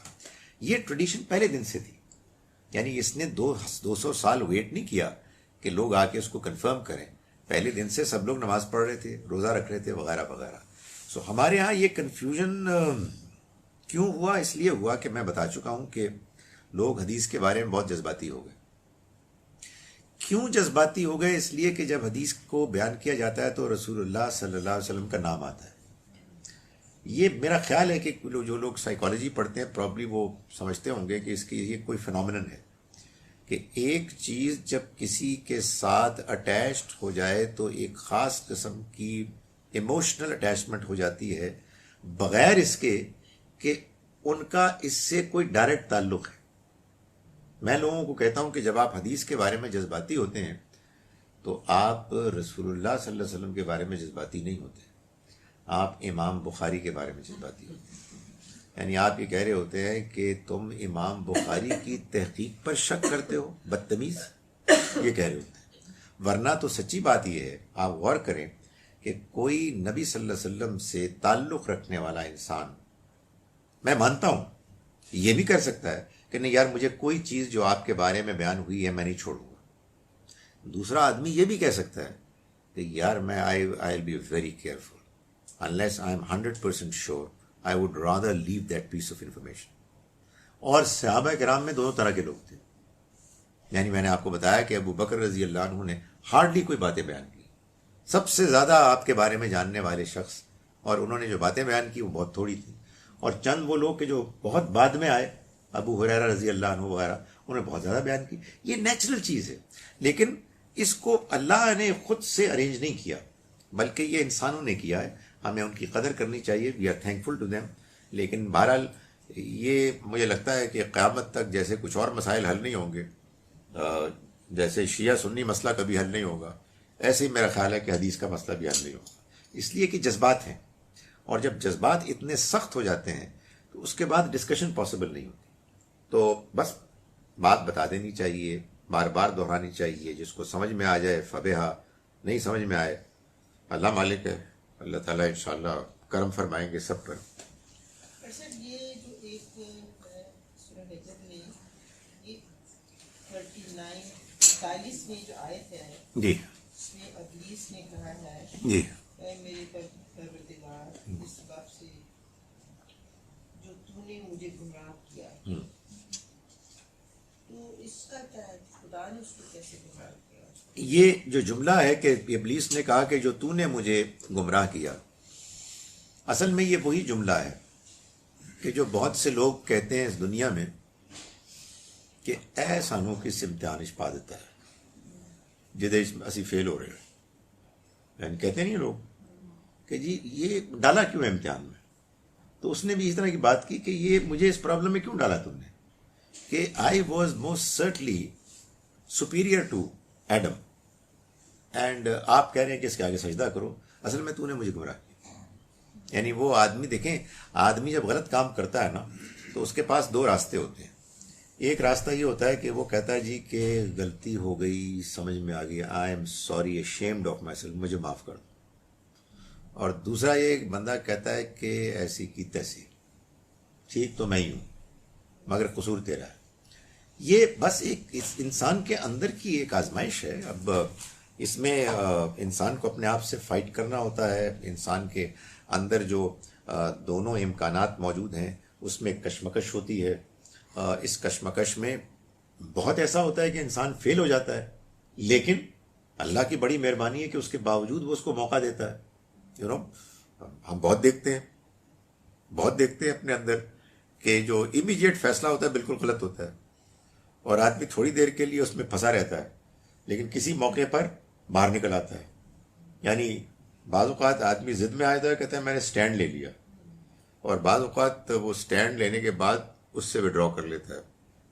اس پہ وہ میں شاید پہلے بھی سنایا، ایک صاحب نے ایک لطیفہ سنایا تھا کہ ہمارا جب ہوتا تھے ہمارے اچھے زمانوں میں امتحانات جب سائنس وغیرہ کے، تو ایک وائوا ہوتا تھا جس میں ایک ایکسٹرنل آتا تھا ایگزامنر، اور 2 ہوتے تھے لوکل ٹیچرز، کیمسٹری کے، فزکس کے، بایولوجی میں. تو جو لوکل ٹیچرز ہوتے تھے ان کا مقصد یہ ہوتا تھا کہ آپ کو صحیح جواب دے دیں، لقمہ دیں آپ کو، تاکہ آپ صحیح جواب دے کے نمبر لے لیں. تو کسی اسٹوڈنٹ کو ایک سوال کیا گیا، تو کہ ایکسٹرنل نے پوچھا کہ اس کا کیا جواب ہے. اس نے کہا جی سلفیورک ایسڈ. تو جو لوکل ٹیچرز تھے انہوں نے کہا کہ بیٹے ہائیڈرو کلورک ایسڈ کے بارے میں تمہارا کیا ہے؟ اس نے کہا نہیں سلفیورک ایسڈ. دوسرے نے بھی کہا کہ یار maybe hydrochloric acid is a petrol. انہوں نے کہا سلفیورک ایسڈ. وہ جب باہر نکل کے گیا تو اس نے اپنے دوستوں کو بتایا، دماغ خراب تھا. تو میں دونوں ٹیچرز کہہ رہے تھے کچھ اور، اس نے کہا میں نے سوچا کہ اسٹینڈ لے لیا، ایک جواب دیا ہے وہ تو اسٹینڈ لے لیا. تو یہ انسان کے اندر ایک پرابلم ہوتی ہے کہ وہ بعض اوقات ایک فیصلہ کرتا ہے اور اس کے بعد اس کو چھوڑنے کے لیے تیار نہیں ہوتا. تو شیطان نے بھی، ابلیس نے بھی یہی کہا جی کہ بات یہ ہے کہ اللہ میاں تیرا امتحان ہی غلط تھا، مطلب تو نے مجھے ایک ایسے امتحان میں ڈالا کہ جس میں تجھے پتا تھا کہ میں فیل ہو جاؤں گا. سو یہ اس نے حرکت کی. جب ہم سب کو ایسا لگ رہا تھا ہم شیطان بن گئے. وہ یقیناً وہ یس. ڈاکٹر صاحب میری نانی استخارے کرتی تھیں اور امی کرتی تھیں اور اب میں کرتی ہوں. تو استخارے مطلب کہیں پڑھا نہیں اس کے بارے میں، لیکن بس امی کرتی تھی تو میں بھی کرتی. دیکھیں امی جو کرتی تھیں اس کو کرنا بہت اچھی بات ہے اس وقت تک جب تک کہ اس کی غلطی نہ واضح ہو جائے. سو جب آدمی بڑا ہو جاتا ہے، سیانہ ہو جاتا ہے، تو پھر امیوں کی بات کو انویسٹیگیٹ ضرور کرنا چاہیے کہ اس کی بیسس کیا تھی. استخارہ جو ہے وہ بڑی ایک اچھی ریکمینڈڈ ایک دعا ہے جو نبی صلی اللہ علیہ وسلم نے سکھائی. اور یہ دعا اپنے الفاظ کے ساتھ جب آدمی اس کی انڈرسٹینڈنگ کے ساتھ پڑھتا ہے تو یہ معلوم ہوتا ہے کہ آپ کو زندگی میں جب کبھی بھی یہ محسوس ہو کہ کوئی فیصلہ آپ کو کرنا ہے، فیصلہ آدمی کو سوچ سمجھ کے ہی کرنا چاہیے، مشورے سے کرنا چاہیے. زندگی کے اکثر فیصلے آدمی سوچ سمجھ کر ہی کرتا ہے اور اسے کوئی مزید آگے بڑھنے کی ضرورت پیش نہیں آتی. لیکن ایسا بھی ہوتا ہے بعض اوقات کہ آدمی کوئی حتمی فیصلہ نہیں کر پاتا. دونوں جانب کے کچھ ایسے پہلو ہوتے ہیں، پروز اینڈ کونز، کہ جو آدمی کو غیر واضح رکھتے ہیں. تو اگر آپ استخارے کی دعا کریں تو اس کے الفاظ ہیں، اس کے الفاظ میں اصل میں آپ اللہ تعالیٰ سے کہہ رہے ہوتے ہیں کہ اگر یہ معاملہ میرے دین، میری دنیا، میرے معاملات کے انجام کے لحاظ سے بہتر ہے تو میرے لیے اس کو ممکن کر دے، آسان کر دے، اور اگر نہیں ہے تو اس کو مجھ سے اور مجھے اس سے دور کر دے، اور میرے لیے ایک خیر وہاں سے برآمد کر دے جو جہاں تو نے اس کو رکھا ہوا ہے، اور مجھے اس پہ راضی کر دے. اس طرح کے الفاظ ہیں. تو آدمی جب اس طرح کی دعا کرتا ہے تو اس کا بڑا امکان ہوتا ہے کہ انسان مشورہ کر رہا ہے، سوچ رہا ہے اور یہ دعا کر رہا ہے، اور اس کے نتیجے میں اس کا ذہن کسی ایسی طرف مائل ہو جاتا ہے، دونوں میں سے کسی ایک طرف، کہ جس پر اس کا اطمینان ہے.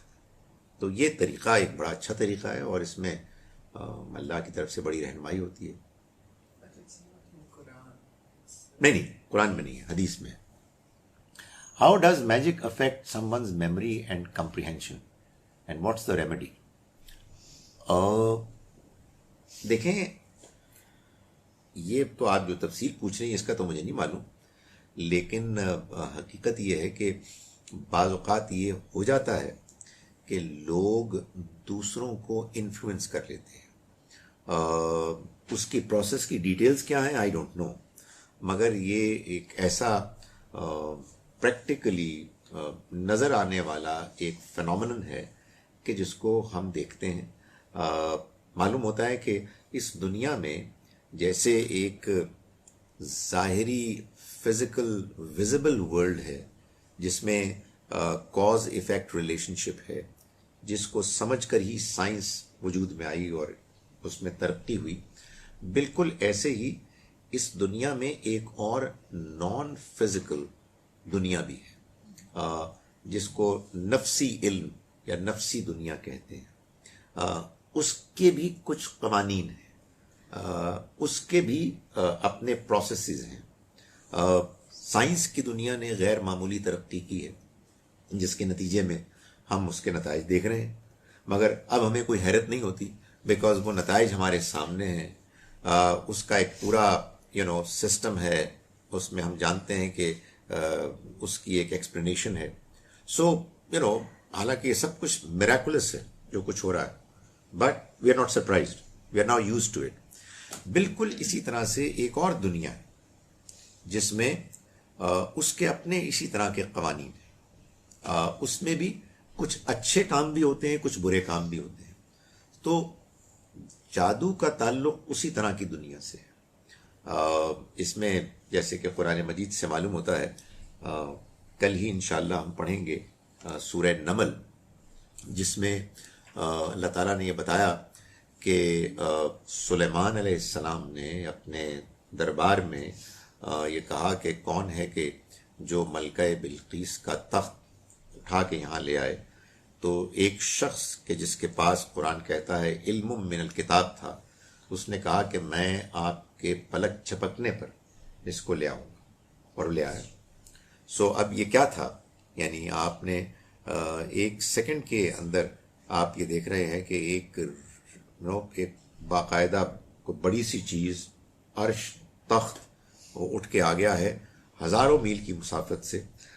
یہ کیسے ہوا؟ یہ اصل میں وہی علم ہے، دوسرا علم ہے. چونکہ ہمارے اس دور میں اس پر زیادہ کام نہیں ہوا اور اس کے جاننے والے اس طرح سے آپ کو نظر نہیں آتے، اور اس طرح کے علم کو استعمال کرنے والے بہت ایسا ہے کہ جو اس کو نیگیٹولی استعمال کرتے ہیں، تو ہمارے یہاں پاپولر نہیں ہوا. ورنہ یہ ایک ریالٹی ہے اور اس کا انکار تو نہیں کیا جا سکتا.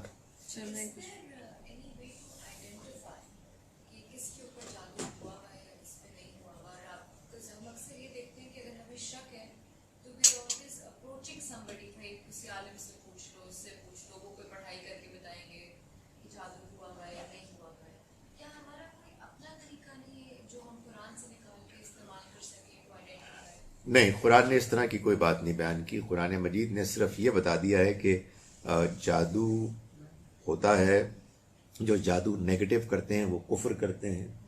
اور یہ جو آپ بات بتا رہی ہیں کہ پوچھ رہی ہیں کہ جو اس کو جانچنے کے لیے کوئی ٹیسٹ ہے، تو ظاہر ہے کہ جو بھی ٹیسٹ ہوتا ہے، کوئی لٹمس ٹیسٹ یا کوئی اور بھی آپ جو لیب میں کراتے ہیں، وہ بھی تو انسانوں نے کیے ہیں.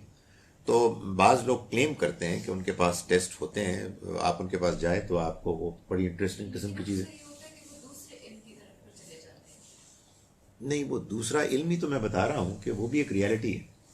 اس علم میں بھی کچھ پہلو ہیں نیگیٹو، کچھ پازیٹو بھی ہیں، اچھے لوگ بھی ہیں، برے لوگ بھی ہیں. اب آپ کی جو کنسرن ہے وہ یہ ہے کہ برے لوگ زیادہ ہو گئے ہیں، لیکن ایسا نہیں ہے کہ سارے لوگ برے. بہت اچھے نیک لوگ، اللہ والے، جو اس معاملے میں بعض اوقات لوگوں کی مدد کرتے ہیں. چونکہ اس بارے میں ہم بہت کلیئر نہیں ہیں، اس کے اصول ہمارے پاس نہیں ہیں، کوئی ڈگری نہیں ملتی، کوئی انسٹیٹیوشن کوئی کوالیفیکیشن کے ساتھ لوگوں کو باقاعدہ کنفرم نہیں کرتا. اس وجہ سے ہم تھوڑے سے ہیزیٹنٹ رہتے ہیں. ورنہ یہ الگ سے ایک علم تو ہے، لیکن اس کا دین سے کوئی تعلق نہیں ہے، تو ایک ریالٹی ہے. اس میں آپ دین سے متعلق تو صرف اتنا ہی کر سکتے ہیں کہ آپ دعائیں کریں، آیت الکرسی پڑھیں، سورہ فاتحہ، آیت الکرسی، معوذتین پڑھیں، اللہ سے دعا کریں.